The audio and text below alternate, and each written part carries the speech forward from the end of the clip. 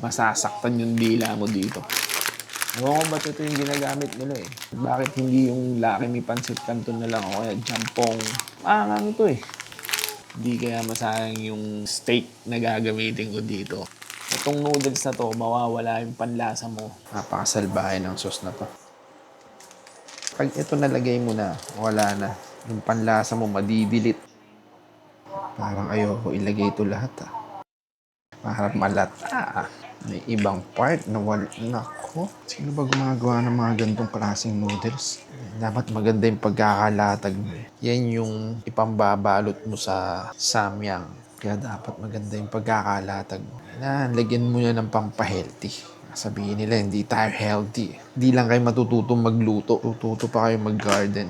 Kailangan yata lumalabas-labas yung dahon. Yan. Diba? Mas magandang tignan na. Natuyo na yung noodles.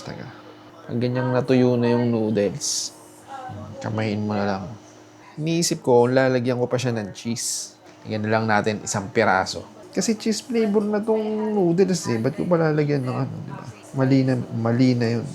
Isipin mo, naisip ng mga tao to.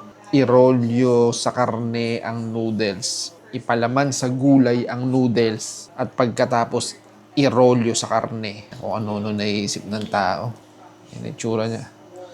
Yan yung naimbento nila. Samyang beef roll. Niroll yung pansit sa gulay at karne. Beef samyang roll. Teka, parang mali yung pagkakamarinate ko.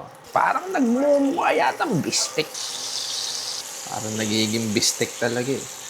Nagka-caramelize. Mumukhang fusion ali na eh. Beef roll samyang. Ganda.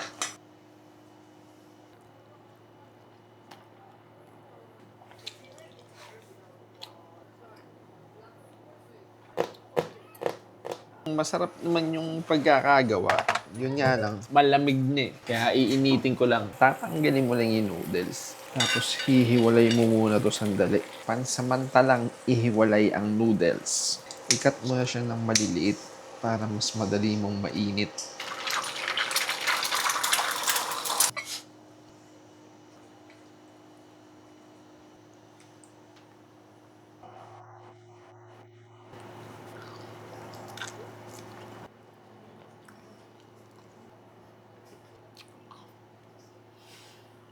Okay na yung lambot ng tapa eh. Iinit ko lang para masarap.